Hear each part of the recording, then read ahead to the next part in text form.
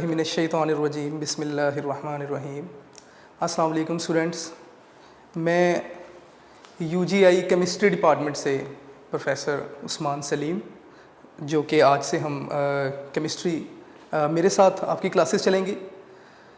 तो बेटा सबसे पहले दो एक बातें आपसे करना चाहूँगा। पहले तो बेस्ट ऑफ लक आपकी कमिंग रिज़ल्ट के लिए। दुआ करता हूँ कि सब बच्चे अपने पेरेंट्स और हमारी जो दुआएं हैं उनसे आपके बेहतर रिजल्ट्स हों।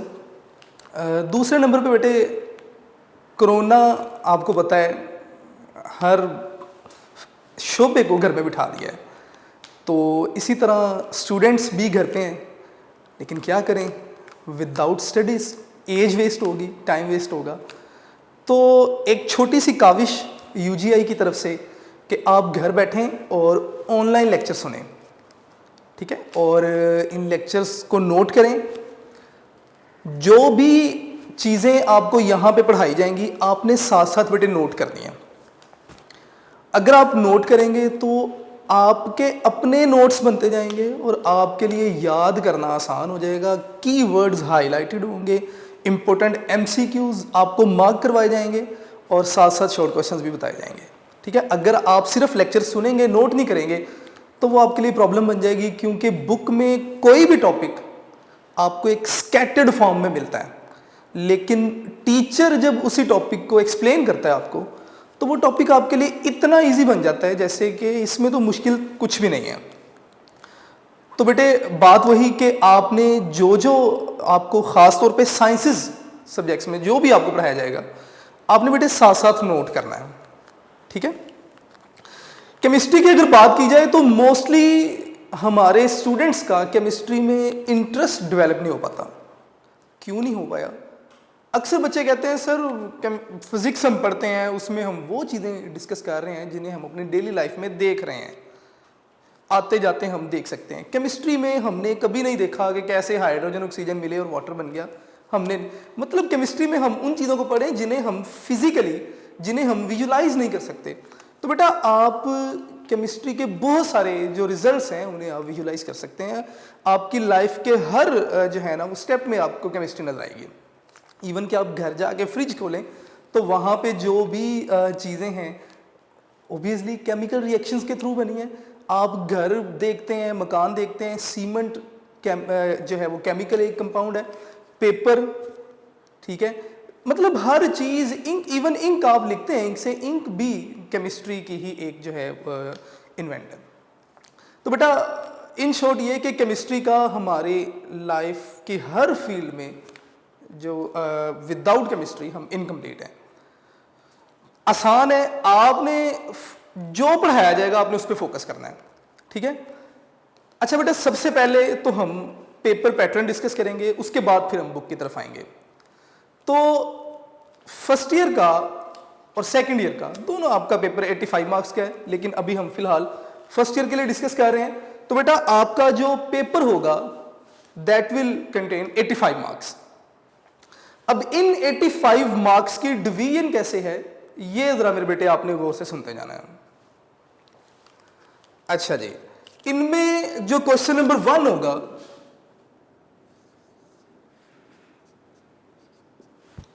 ये बेटे एमसीक्यूज हैं, ठीक है। मैं यहां पे लिख भी देता हूं साथ साथ, मैं थोड़ा सा स्लो चलूंगा ताकि आप भी साथ साथ नोट करते जाएं। और एमसीक्यूज होंगे 17 मार्क्स के। अब 17 मार्क्स के एमसीक्यूज तो हैं, लेकिन हमें अभी भी उन एमसीक्यूज की डिवीजन नहीं पता कि कौन से चैप्टर में से कितने एमसीक्यू आएंगे, कौन से चैप्टर में से कितने। आपकी फर्स्ट ईयर की बुक के टोटल 11 चैप्टर हैं। अगर सब चैप्टर्स में से एक एक एमसीक्यू आए तो इसका मतलब 11 एमसीक्यूज हो गए। इसका मतलब ये हुआ कि कुछ चैप्टर्स ऐसे हैं जिनमें से एमसीक्यूज एक से ज्यादा भी आएंगे, बिल्कुल ऐसे ही है। कुछ चैप्टर ऐसे हैं जिनमें से एक एमसीक्यू आएगा और कुछ चैप्टर ऐसे हैं जिनमें 2 एमसीक्यूज होंगे। तो मैं यहां पे लिख देता हूं कि चैप्टर नंबर 2, 7, 8, 10 और 11 ये बेटे ऐसे चैप्टर हैं जो कि जिनमें से एक एक एमसीक्यू आएगा आपको। तो मैं यहां पे लिख देता हूं कि 1 MCQ फ्रॉम ईच चैप्टर, कि ये ऐसे चैप्टर्स हैं जिनमें से आपको एक MCQ आएगा। इसी तरह चैप्टर 1,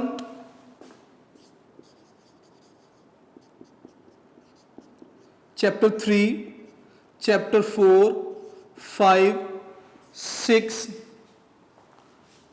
9, ये बड़े ऐसे चैप्टर हैं जिनमें से आपको 2 MCQ आएंगे। तो मैं यहां पे लिख देता हूं कि 2 MCQs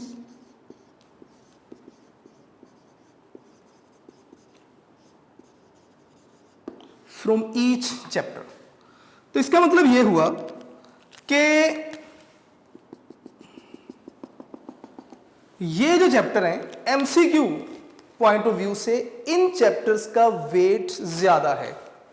ठीक है, अगर हम ऑब्जेक्टिव बुक से इन चैप्टर्स और ये चैप्टर्स इन सब के MCQ अच्छे तरीके से तैयार करें तो हमारे 17 मार्क्स एटलीस्ट कंफर्म्ड है। और बेटा दूसरी बात यह कि ऐसा नहीं है कि MCQs पता नहीं कहां से अनसीन MCQs आपको दिए जाएंगे या कुछ ऐसा ही आपको सोचने पे मजबूर कर दिया जाएगा कि ये तुमने कभी पढ़ा ही नहीं था, ये इतना जो है वो इंटेंस कंसेप्ट है कि हम बता नहीं सकते। बेटा ऐसा कुछ नहीं होगा। प्रीवियस जो है वो पेपर्स उनमें से भी MCQ जो है वो पिक होंगे और एक्सरसाइज वाले MCQs होंगे। इन्हीं में से MCQs को मिक्स करके आपका एक MCQ पोर्शन बनाया जाएगा। इसके बाद बेटा आपका जो है वो क्वेश्चन नंबर 2, 3, 4 स्टार्ट हो जाएंगे। उनके लिए मैं यहां पे लिख देता हूं कि question number 2, 3, 4 are short questions. मतलब ये जो क्वेश्चंस होंगे इनमें से आपसे सिर्फ शॉर्ट क्वेश्चंस पूछे जाएंगे और ये जो शॉर्ट क्वेश्चंस होंगे इनके 44 मार्क्स होंगे। ठीक है, अब इन क्वेश्चंस की डिवीजन किस तरह होगी या कौन कौन से चैप्टर्स में से ये क्वेश्चन पूछे जाएंगे उस तरफ चलते हैं। तो बड़े साथ साथ आप नोट करते जाइएगा, आपके लिए आसानी होगी। तो सबसे पहले तो हम बात करेंगे क्वेश्चन नंबर 2 की। क्वेश्चन नंबर 2 मैं ऑलरेडी बता चुका हूं कि 2, 3, 4 इनमें से शॉर्ट क्वेश्चंस पूछे जाएंगे आपको। क्वेश्चन नंबर 2 में आपके पास चैप्टर 1 होगा, चैप्टर 2 होगा, चैप्टर नंबर 3 होगा और चैप्टर नंबर 9 होगा बेटे। क्वेश्चन नंबर 2 में इन चैप्टर्स में से शॉर्ट क्वेश्चंस पूछे जाएंगे। किस तरह? चैप्टर 1 में से बेटे आपसे 3 शॉर्ट क्वेश्चंस पूछे जाएंगे, चैप्टर 2 में से आपसे 2 शॉर्ट क्वेश्चंस पूछे जाएंगे, चैप्टर 3 में से 4 शॉर्ट क्वेश्चंस होंगे और चैप्टर 9 में से बेटे 3 शॉर्ट क्वेश्चंस होंगे।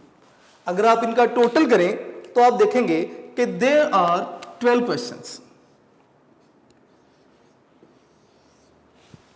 और आपको 12 क्वेश्चंस अटेम्प्ट नहीं करने, you have to attempt 8 out of 12।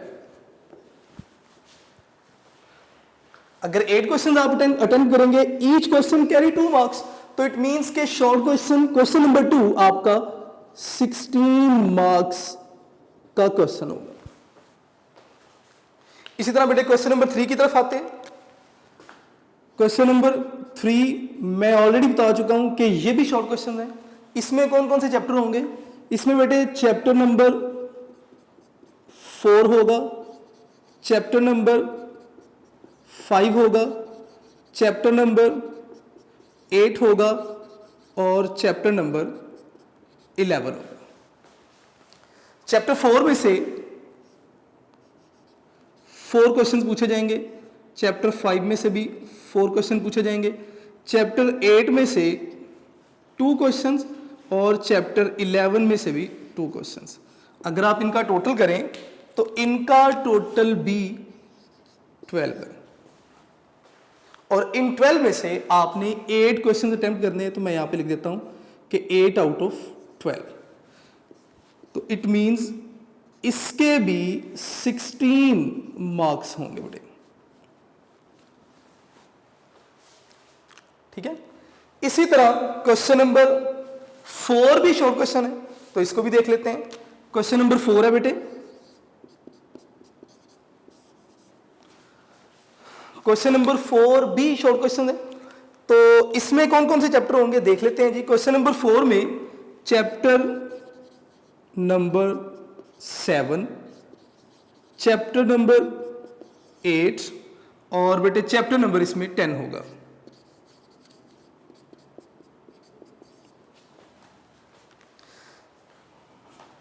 अब बेटे इसमें इनकी डिवीजन्स कुछ इस तरह होगी कि चैप्टर 7 में से चैप्टर 6 होगा, चैप्टर 7 और चैप्टर 10। चैप्टर 6 में से बेटे 4 शॉर्ट क्वेश्चंस पूछे जाएंगे, चैप्टर 7 में से बेटे 2 क्वेश्चंस पूछे जाएंगे और चैप्टर 10 में से 3 क्वेश्चंस पूछे जाएंगे। तो अगर आप इनका टोटल देखेंगे तो दैट इज 9। तो इट मींस कि क्वेश्चन नंबर 4 में आपको 9 क्वेश्चन दिए जाएंगे और आपने 6 क्वेश्चन अटेम्प्ट करने हैं। तो मैं यहां पे लिख देता हूं कि 6 आउट ऑफ 9 और इसके जो मार्क्स होंगे 6 to the 12, तो 12 मार्क्स का आपका ये पोर्शन होगा। तो अगर आप टोटल करें तो शॉर्ट क्वेश्चंस के 16, 16, 32, 32 प्लस 12, 44। तो इट मींस के इस पोर्शन के 44 मार्क्स होंगे। 17 मार्क्स बेटे एमसीक्यूज के थे और 44 मार्क्स ये हो गए। अब आपका थर्ड जो सेक्शन 2 होगा दैट इज लॉन्ग क्वेश्चंस। तो लॉन्ग क्वेश्चन को भी बेटे डिस्कस कर लेते हैं।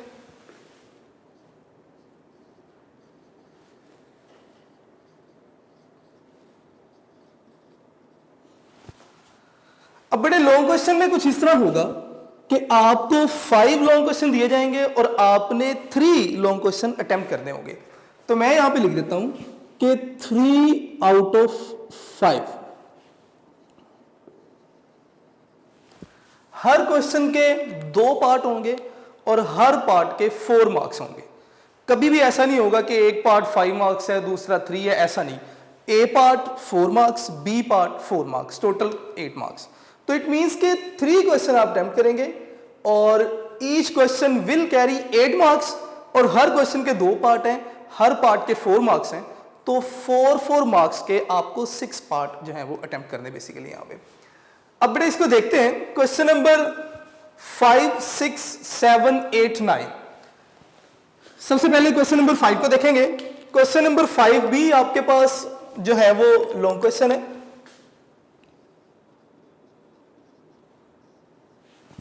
ऑब्वियसली लॉन्ग क्वेश्चन है तो पार्ट्स पे कंसिस्ट कर रहा होगा, बिल्कुल ऐसे ही है जी। इसका जो पार्ट ए है वो होगा फ्रॉम चैप्टर नंबर 1 और जो पार्ट बी है चैप्टर नंबर 4। ये बेटा आपका क्वेश्चन नंबर 5 इन चैप्टर्स में से आएगा आपको। इसी तरह अगर आप क्वेश्चन नंबर 6 देखें,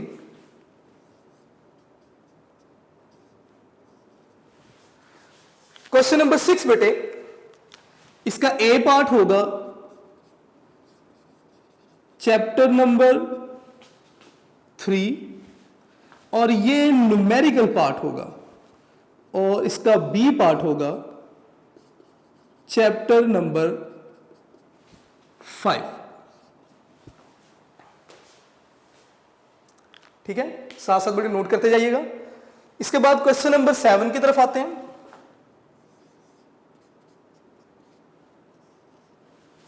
क्वेश्चन नंबर 7 का ए पार्ट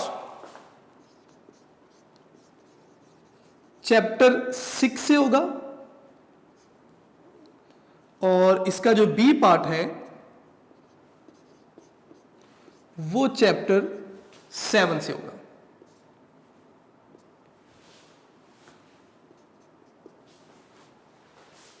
क्वेश्चन नंबर 8 देख लेते हैं बेटे।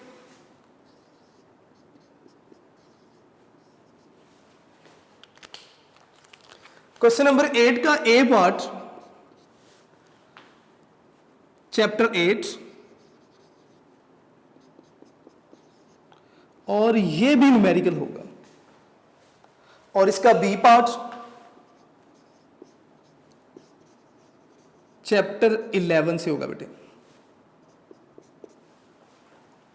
और लास्ट में क्वेश्चन नंबर 9,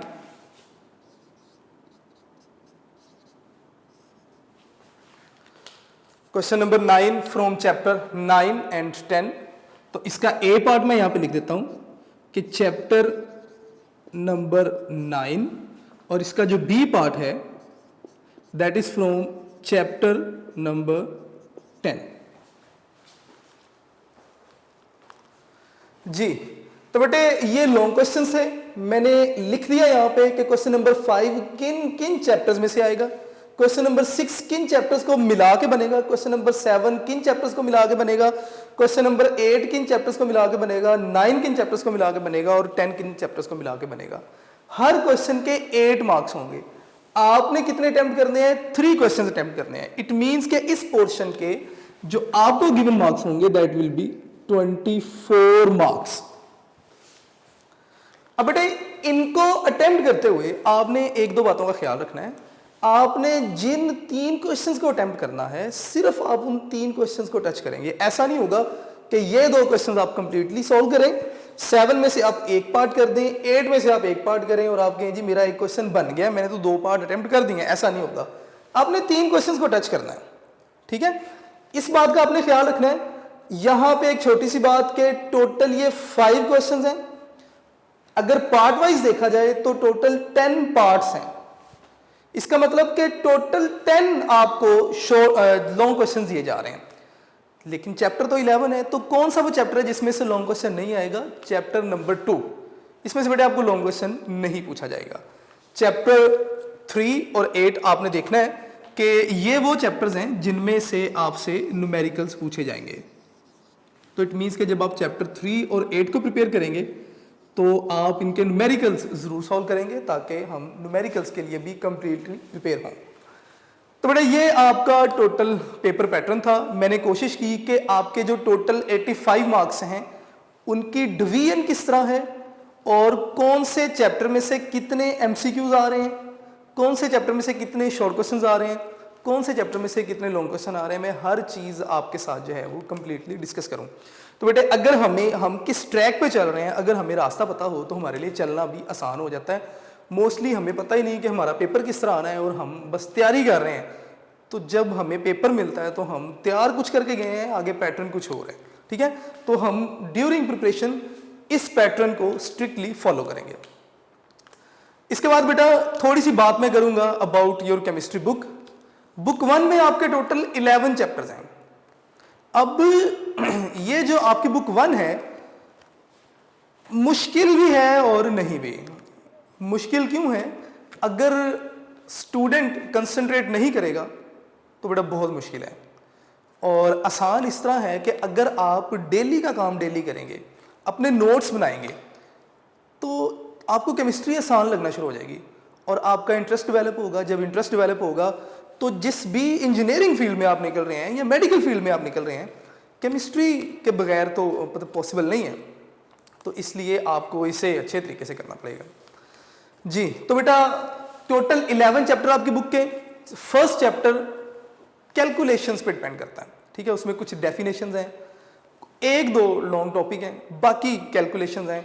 कैलकुलेशन बड़ी इजी हैं। जब हम इंशाल्लाह चैप्टर स्टार्ट करेंगे तो आपको जो है वो ट्रिक्स से दिए जाएंगे, टिप्स से दिए जाएंगे कि किस तरह आपने कैलकुलेशंस को सॉल्व करना है, तो बड़ा इजी आपके लिए हो जाएगा।